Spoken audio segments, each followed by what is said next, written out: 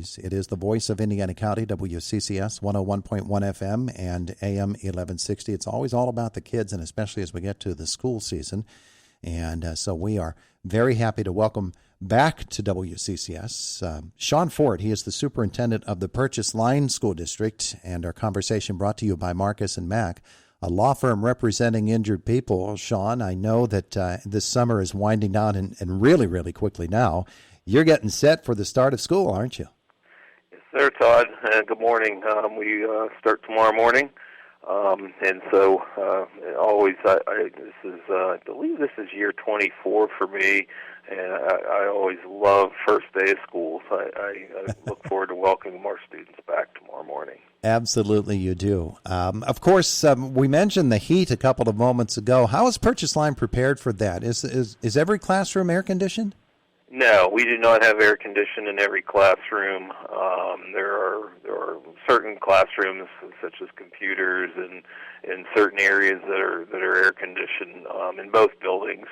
But no, unfortunately, we just from the old-fashioned fans to and it gets hot in some of our classrooms, and I always say that the first few weeks of the school year and sometimes the last few weeks of a school year, you deal with it. And so, nope, we're not air conditioned in all places. But you'll be prepared as always. To Absolutely, we allow students to bring water bottles and try to keep them hydrated, and we have water bottle filling stations now. They've all been upgraded, our fountains, and so yes, I mean, absolutely, we're prepared for that. Just take them en masse and just walk them through the computer room for a second, and then just move them out the other side. Absolutely. Shawn, last week, of course, you posted your welcome back letter for the coming school year and went over some COVID protocols. That is a really thorny issue right now in school districts all across our region and across the nation, really, as COVID-19 has a bit of a surge going on right now. But you pretty comfortable with the way that things have been set up for this coming fall term? Yes, comfortable is an interesting word there, Todd, that you used. We're trying to we try to plan, and you're right, it is a thorny issue, and it's become a very political, very politicized issue, and so we walk that fine line of making sure we have safety protocols in place, understanding what our community wants and desires, and so. But yes, we're comfortable. We definitely are still encouraged as far as like a mask wearing. We're still encouraging that, especially the certain populations. But it's optional for our students, our staff, and so. But yes, and we're still going to keep the 3 to 6 feet of social distancing in our rooms to the maximum extent feasible that we can. So we feel we actually went over the health and safety plan with all of our educators and all of our staff and kind of did a reminder of that. And so we still have it in place, and we still realize that this is a ever-changing, conditions and situations, which I outlined in the letter as well. Yeah, absolutely. So you'll keep an eye on that. If changes need to be made, you'll make them. Yeah, meanwhile, the reason I really wanted to talk with you this morning, and we got into this just a little bit in your last visit, and I wanted to expand on it a little bit. And this is something that school districts around Indiana County and beyond have been instituting in the last 10, 15, maybe even 20 years for some. At Purchase Line, it's almost brand new. It is the Red Dragon Academy. I don't know if that's the official name of it or not, but the opportunity for students to educate in a new way. Tell me about the academy and your hopes and dreams for that.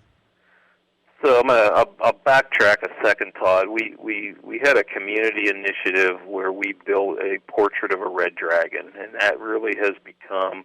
And there's 4 areas that are our vision for the future that kind of drive everything we're doing. And those 4 competencies are innovation, participating, thriving, and collaborating. And then we've defined what that looks like and cleared down to from a classroom level to how we do business. And so the coming out of that, we have built what we call an innovative learning system. and those systems, like our priority goals for this year, are social emotional learning, um, instructional practices matched to our vision, and then classrooms of the future. And so what you're referring to is our new STEAM lab at the elementary school, and we did a complete remodel of our library space. And when I say remodel, literally from tearing the ceilings out to knocking holes in the wall, putting up special garage doors that link into our reading nook, into our art room. We've created a videography room.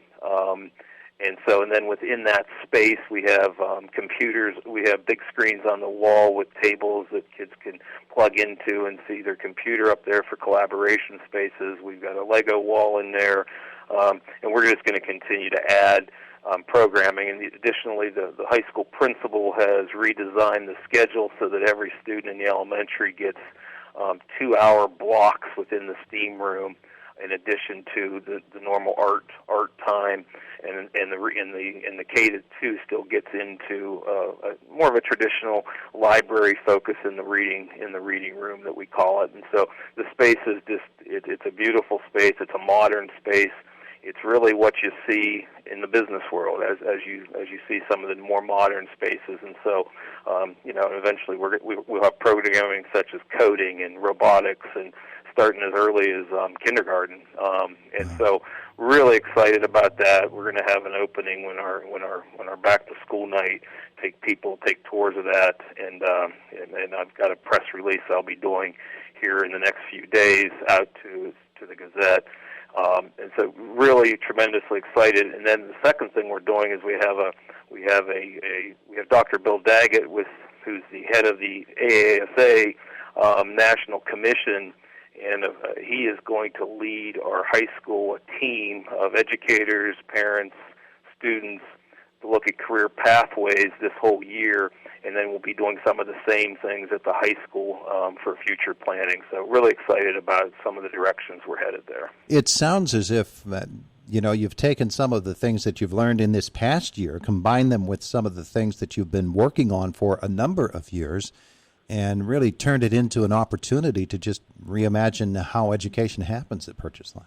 Yes, I mean we're really talking, Todd, really systemic change. I mean, of how we're doing business, and from everything from how the day looks to what it looks like, clear down to that classroom level.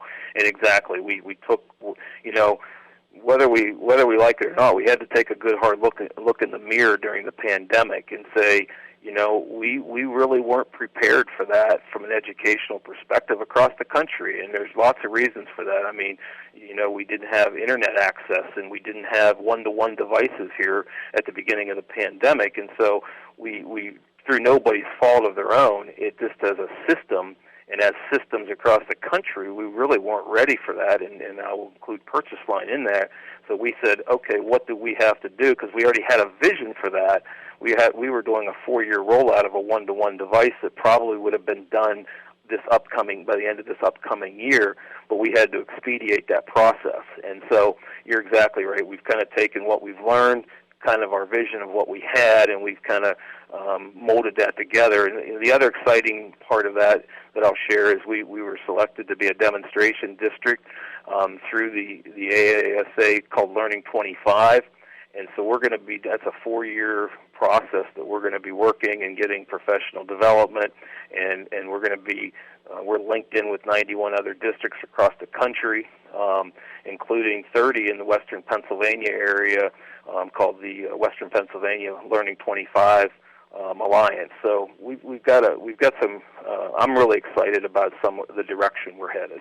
And obviously, when you talk about being able to use the resources that you'll get from that, you have the ability to touch with other districts and other superintendents and see what they're doing, integrate some of what they're doing with what you want to do, and they can use you as a resource as well. That collaboration aspect really becomes something that's downright global, isn't it?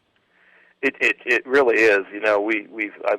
I'm blessed around here, and I think the other superintendents would tell you the same thing. We're blessed with the collaboration that we have in Indiana County.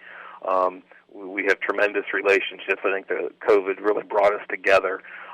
We're actually expanding out now, and now, especially through the alliance and through some of the demonstration. I talked to a gentleman from Idaho, and so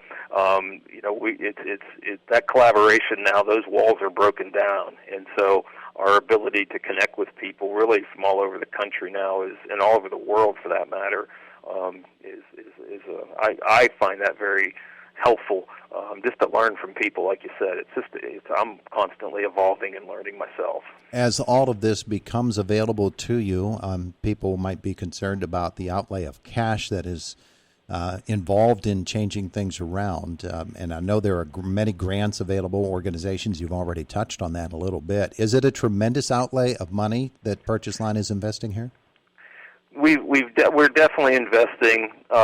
We're utilizing everything that we have purchased to this point has been in grants, and so nothing to this point that I've shared with you this morning has come out of the general budget.